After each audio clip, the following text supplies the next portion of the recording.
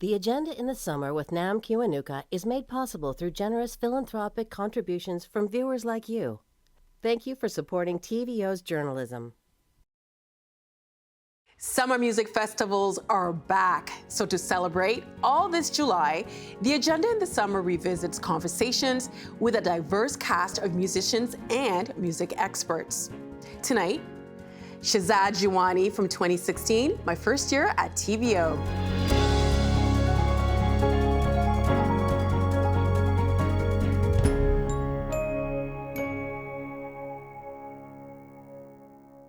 It's been said that music is the universal language, one that can tell stories and challenge norms.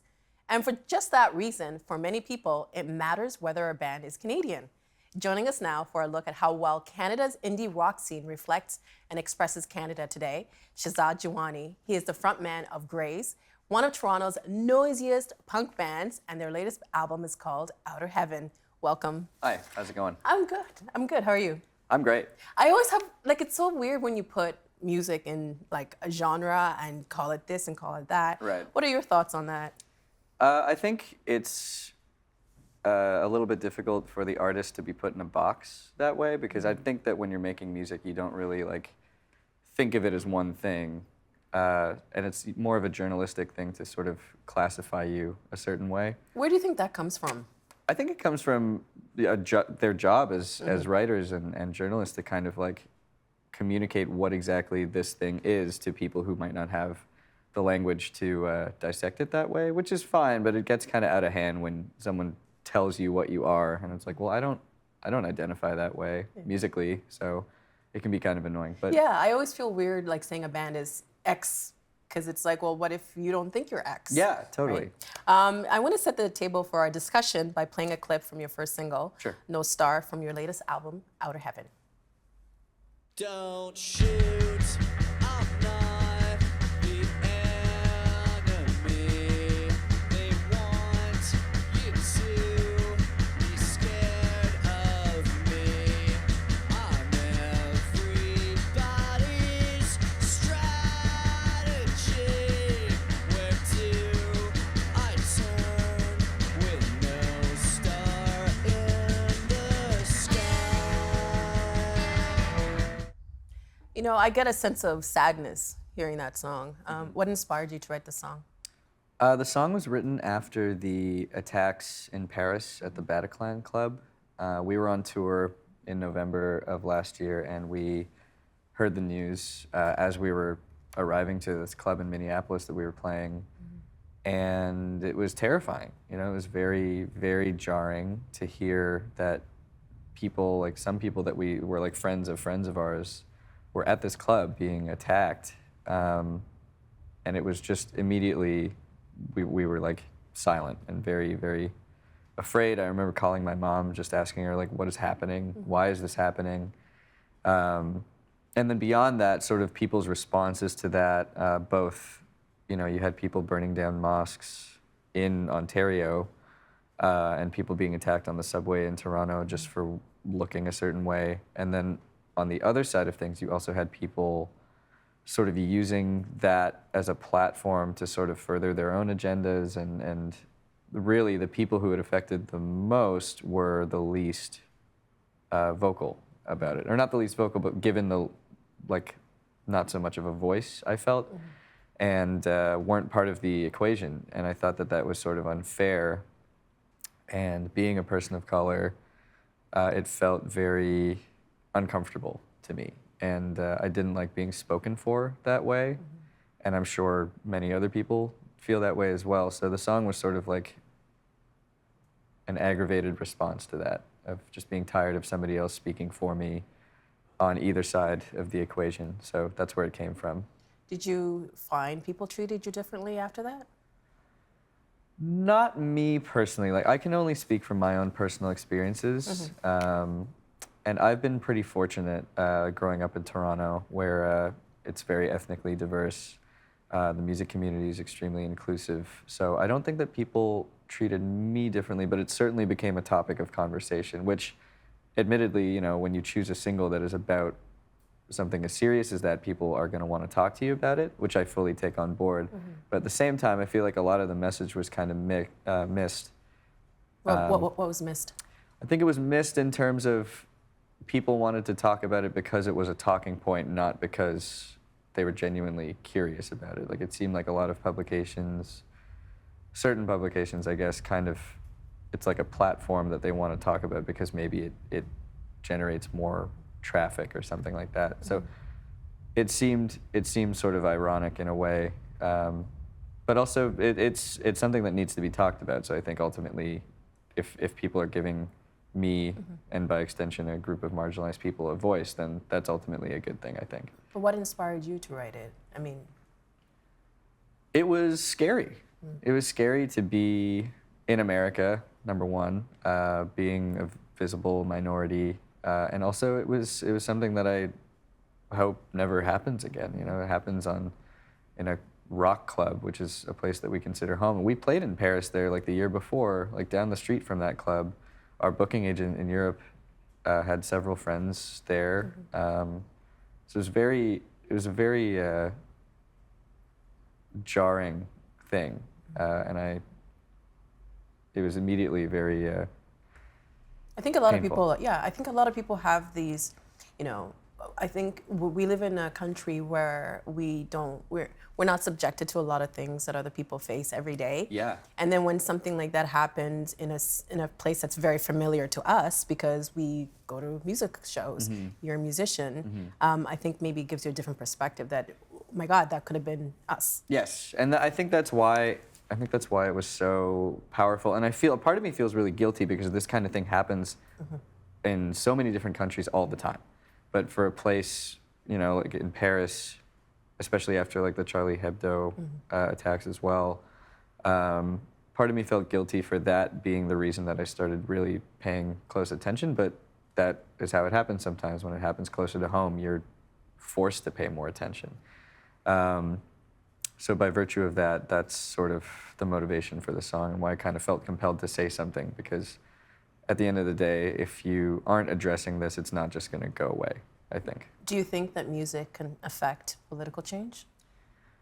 I think that a lot of people put a lot of pressure on artists and musicians for having like an answer or something like that. Like, people will look at guys like John Lennon as sort of like political speakers, and it's like, well, really, that's not the end of the conversation. That artists are the beginning of the conversation. They're the ones that should spark the initial inspiration to start looking into something more deeply.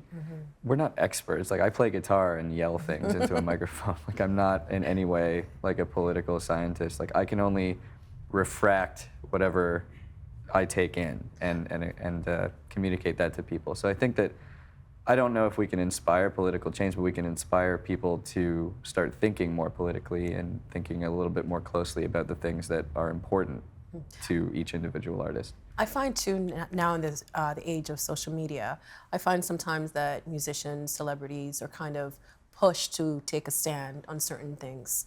Yeah, big time. Do you think you have a responsibility to do that? No, I don't think that anybody should have a responsibility to just say. I think that's part of the problem, is that people think that they need to comment on everything. And I don't think that that's the case at all. I think that people should comment on things that resonate with them, good, positive, or negative.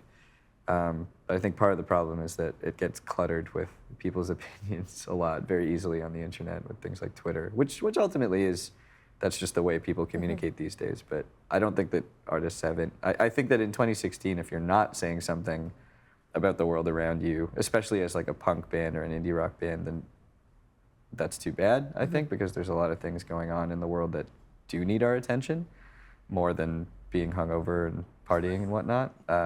But again, like, to each their own. Like, you don't have any responsibility. You're, again, too much pressure gets put on rock bands, I think, to communicate a message. And also too, from the perspective of the person that you are, what you look like. Growing up, I grew up in London, Ontario. I liked Guns N' Roses and I liked Skid Row. Yeah. But then everyone had the assumption that, oh, you like hip hop, you like R&B. Right. When people find out, or when they see you fronting an indie rock band, what is that reaction like? I think people are often like surprised that I'm the singer, which I get a lot, which is kind of funny. What to do they me. expect you to be? I don't know. I don't know. I guess a brown guy can't be a indie rock frontman, but I don't know. I grew up worshiping like Stephen Malkmus and people like that, so those are my idols growing up. So obviously, I want to kind of be like that as a teenager getting into music. But yeah, it's kind of funny when people are like, "Oh, you're the guy that writes the songs." It seems like an interesting. It's a weird thing to be surprised by in 2016. It is. Again, it goes back to, I guess, the genre, having that need to put people in boxes. Yeah. I guess so. Yeah. I mean, it is a kind of a whitewashed genre, but I think more and more you see a lot more people. Jimi Hendrix, what? Yeah, there you go. And I mean, rock and roll was not invented by. Yeah, it's like created by black musicians. Yeah, totally. Yeah. And you do start to see a lot more people of all sorts of different backgrounds. You see a lot more like. There's a lot of popular indie rock bands with really powerful female front women, people of color in all sorts of different bands. Like our label, Buzz Records, has so many different people from so many different backgrounds, people who identify so many different ways, which I think is starting to happen more and more all around the greater indie rock community, which I think is really wonderful. Being in Toronto, I mean, we were just recently named the most diverse place in the world. Yeah. When you travel, especially the climate in the U.S. with the upcoming elections, how do fans respond to you? Have you ever had any negative experiences? No, I've been pretty lucky. I've been pretty lucky with that kind of thing. If it's anything, it's very like subtle, kind of couched racism. But the thing is, like within the DIY, like punk rock, indie rock community, it's a lot of like-minded people. DIY is do it yourself? Yeah. I think it's extremely inclusive a lot of the time. Like there's obviously people who don't really understand how to navigate those things, and there's mean people everywhere. But I think for the most part, we're really lucky that we're part of a greater circuit of bands and promoters and fans all around North America that are extremely inclusive and have never made me feel out of place or anything like that. So we touched on it a little bit, but I wanted to talk more about your early introductions into music. Sure. What's your earliest memory? Of just getting into like rock music? Yeah. My earliest memory, there's two. One was watching Terminator 2 and seeing John Connor ride around on a dirt bike listening to Guns N' Roses. Yeah. And then the other, my dad played me Satisfaction by the Rolling Stones once, and it just like, you know the Maxell guy who's just like, Yeah. blowing, but that was basically me as like a 3-year-old kid, so. And you were hooked. That was it, yeah, that was the end of it for me. And those are some of your favorite bands then, or? Yeah, oh yeah, to this day, for sure. And then Nirvana, like, Nevermind came out when I was 4 years old, so that was like pretty monumental to me. Oh my gosh, you're a baby. Sorry. You were 4? Yeah. Wow. How did Grace get started? Grace started, our guitar player Cam and I, we went to high school together. And we just, at the time, it was like the late 2000s, 2010, 2011, and we were kind of kicking around the idea of starting a band that sounded like the noisy punk bands that we liked, like Who? Like Hot Snakes and Drive Like Jehu, Fugazi, and Failure, and all these different bands like that, Jesus Lizard. And we weren't really hearing that in Toronto because at the time it was like a very, very like indie rock city. This is like post-Broken Social Scene, who still have like a monumental impact on bands from here. So a lot of the bands that were around at the time were pretty like poppy indie rock bands, which is fine, but that just kind of wasn't really what we were feeling at the time. And so we just decided to start this band that was like extremely noisy and angular because that's what we wanted to hear. And what is the noise? Like, why noise? I think there's a level of dissatisfaction that is quelled with extremely loud guitars for certain people. Like there's something very calming about just hearing and feeling these intense vibrations from the amplifier come at you. And it was somewhat therapeutic, I guess. Like it satisfied a lot of things for me. It feels like you're like a member of the X-Men or something like that, and you have like a superpower when you can just make this extremely loud noise and everybody in the room has to pay attention to you because you're louder than them. Yeah. And that was kind of the initial goal, was just to be as noisy as possible. Tell me about your first show. How did it go? It's good. Yeah. Actually, Were you nervous? kind of. Yeah. We had all played in bands before, so it felt pretty natural. I look at our first shows when our drummer Braden joined the band, and he immediately just clicked with everybody. And he was so relaxed that he was wearing sweatpants on stage, and it was fun. It went over really, really well. And Toronto's always been really supportive of us. Like one of the first shows we ever played was in a garage in Chinatown. That would later kind of become the hub for our community of bands on Buzz Records and other bands too. Who to this day like are some of my best friends, and it was a really good start for the band to be immediately be part of this really diverse and colorful community of cartoon characters. It was really Superheroes. Cool. Yeah, superheroes. Yeah, it kind of was like that. Like you look at like Marvel comics and stuff like that. Like that's what the community of bands is like in Toronto to me, and I really love that. I think a lot of people think that because you make the music that you make, then you don't like certain music, and you just brought up pop. Do you like pop music? You just said Yeah, you I love liked it. pop music. I mean, I grew up listening to all sorts of stuff. I got into rock music a little bit later because my brother loved hip hop music so much. So I grew up listening to like Tribe Called Quest and Boot Camp and all those kinds of things. But Well, do you think that now rock music has kind of become a niche? yes and no. I mean, if you look at festival lineups, there's always going to be rock bands. Like people always want to lose their minds to rock music. I think it's always going to be there. But I think, maybe it is a bit more of a niche because Do you feel any pressure to popify your music? Make No. it more accessible, I guess? Which is so silly because it's music. If it speaks to you, it speaks to you, correct?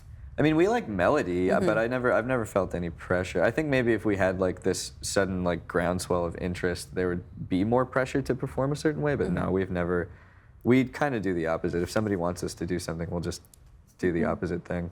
And you probably stand out even more, right? Maybe. I want to show you a clip. This is from a program that we did last spring on the state of pop music. And Alan Cross from 102 The Edge is talking about authenticity in popular music today. Okay. I wonder where the idea of authenticity is floating in popular culture right now. Is it important? I mean, back when we had grunge in the 90s, it was all about authenticity. I mean, when you got up on stage, there was no set, you were in your street clothes, and you just played music as it came out of your heart. Now we're living in a very, very pop world right now. I mean, you look at the top 10 or top 40, and it's all pop songs. What do you think about what he just said?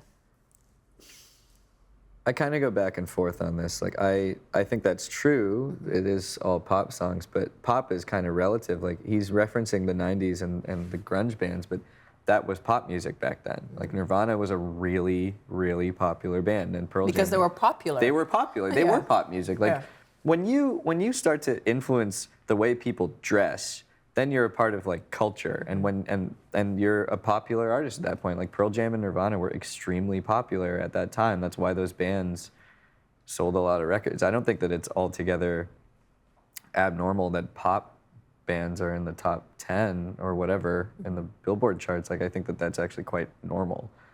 Like a lot of pop music was extremely lucrative in the 80s and every other decade as well. I don't think it's abnormal or anything like that, but I think the pendulum just kind of swings back and forth every I think now and then. all music becomes popular at some point, I think and then so. it becomes pop music. Because I think right now you can hear a lot of rap music on the radio, and you could say that's pop music. Totally is. I consider a lot of, like, I mean, Drake to me is not like a hard hip hop artist. He's like a pop guy. He's one of the most famous people in the world.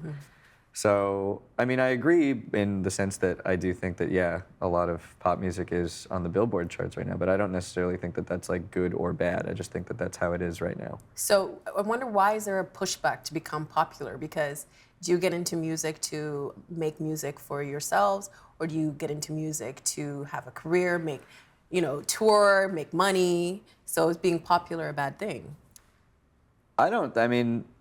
We don't shy away from having like a bigger audience or anything like that, but that shouldn't inform your creative decisions at all. Like it's weird for a band like us because we're pretty abrasive, but I would never think that.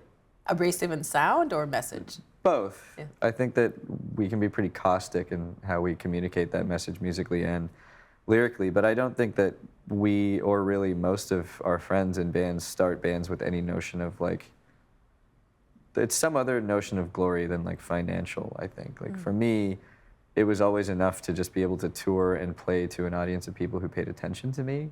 And if that audience grows, then that's great, but I'm not going to stop doing it because it dwindles. Like I think every band has like an arc.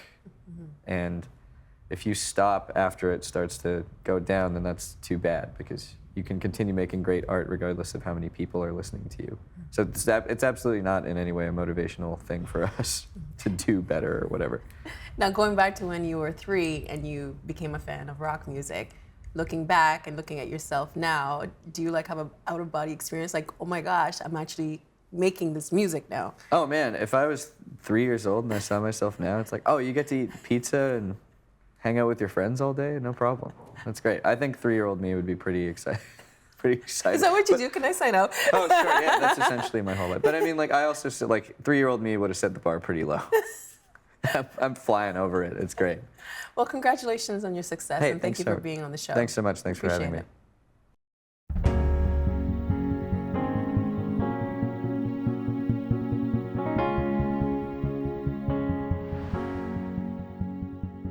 Ontario has boreal and other forests like few places on Earth. And this summer, if months of lockdown and social distancing isn't reason enough to visit them, our Northwestern Ontario Hub journalist Charnel Anderson has one more. It's something called forest bathing. She joins us now from Red Rock on the north shore of Lake Superior to explain. Hi, Charnel. Hi, Dan.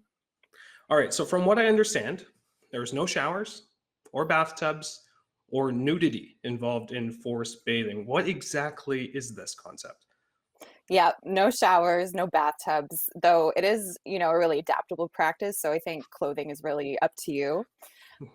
So forest bathing, also known as forest therapy or Shinrin-yoku, is it's really just about kind of going into nature and experiencing it mindfully. So like all mindfulness practices, the idea is to engage all 5 of your senses, taste, touch, smell, sight, hearing. I think that's all of them. And so you do this taking your time. It's really a slow practice. It's not like going into the forest and going on a hike. In fact, you may not even walk very far, but the idea is really just to be aware of your senses. So you're kind of, you're feeling the sun on your skin, maybe the humidity in the air, your feet on the earth, that kind of thing. And as I mentioned, so it's a flexible practice and you can do this with or without a guide. And if you opt for a guide, they'll kind of help direct you, and they may use what's called invitations. So those are kind of verbal suggestions to help you connect into the situation. But as I said, you can also do it alone. And you can really do it anywhere that there's some kind of greenery. So as the name suggests, a forest is a good place to do this. But you can also do it in a park. You can go out into your backyard, do it underneath a tree.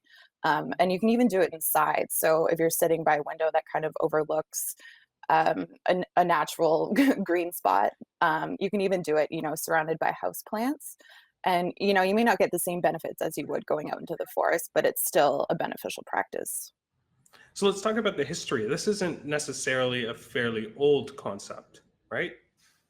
Yeah, no. So it's so forest bathing is based on a Japanese practice called Shinrin-yoku, and so this practice was developed in Japan in the 1980s as kind of a preventative healthcare measure, and it actually went on to become part of Japan's national health program. In fact, Shinrin-yoku as a term was coined by the Japanese Department of Agriculture, Forestry, and Fisheries in 1982. And since that time, there's been a lot of research done on the subject, which points to positive benefits, both physiologically and psychologically. So perhaps it's no wonder that this kind of thing has caught on in the West. Now, obviously, we're in a pandemic. A lot of people are going outside, but I understand there's actual science behind, benefits to communing with trees, right? Oh yeah. There's a plethora of research that's been done on this subject. So some research suggests that this practice of forest bathing can help lower cortisol, which is the stress hormone that can lead to all kinds of things like high blood pressure and heart disease. Research suggests that forest bathing can improve your immune function. So I don't know if you know this, Jan, but trees emit what's called phytoncides, and it's essentially like tree essential oils. So when you cut into an onion, you get that strong onion smell. Those are phytoncides. Right. And so trees emit those as well. And they have an effect on immune system cells called natural killer cells. And so those fight viruses and cancer. And so in one study, the number and activity of those immune cells, the natural killers, actually rose in people who spent 3 days and 2 nights in the forest. And those benefits actually lasted for over a month after they took that trip. Forest bathing also has benefits, mental health benefits. So there's therapeutic effects on anxiety and depression, ADHD, excuse me, ADHD even, because there's a mental relaxation component to this. There's also therapeutic effects on what researchers have called human feelings of awe. So those are feelings like gratitude and selflessness. Forest bathing can kind of increase those. You had mentioned guides off the top. Is there any benefits in, say, joining a guided practice or even a group? Yeah, so I mean, the thing is, anyone can go outside at any time, right? But if you're like me, sometimes I find it hard to make the time to do this and to commit to it, even though I know it'll make me feel better.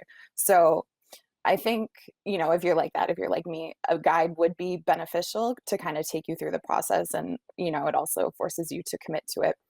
I think a guide would also be useful for people who may not be familiar with forest therapy or mindfulness practices, or someone who just may not be comfortable going out into the forest by themselves. And so there are a number of different organizations that train and certify forest therapy guides. There's actually a Canadian organization called the Global Institute of Forest Therapy. And so they train guides all across Canada. But really, there's guides all across Ontario. You can just Google it if you're interested. Of course, we're still in a pandemic. Why do you think it's important to be outside and get exercise?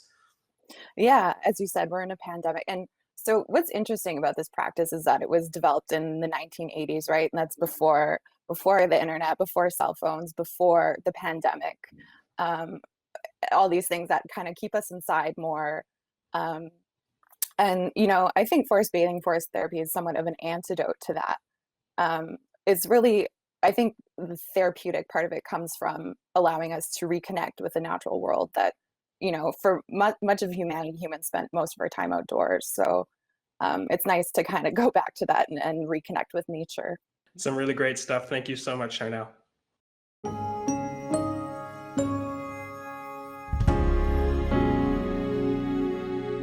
And that is tonight's agenda in the summer. I'm Nam Kiwanuka. Thanks for watching TVO and for joining us online at tvo.org. And we'll see you again next time. The Agenda in the Summer with Nam Kiwanuka is made possible through generous philanthropic contributions from viewers like you. Thank you for supporting TVO's journalism. Ontario Hubs are made possible by the Barry and Laurie Green Family Charitable Trust and Goldie Feldman.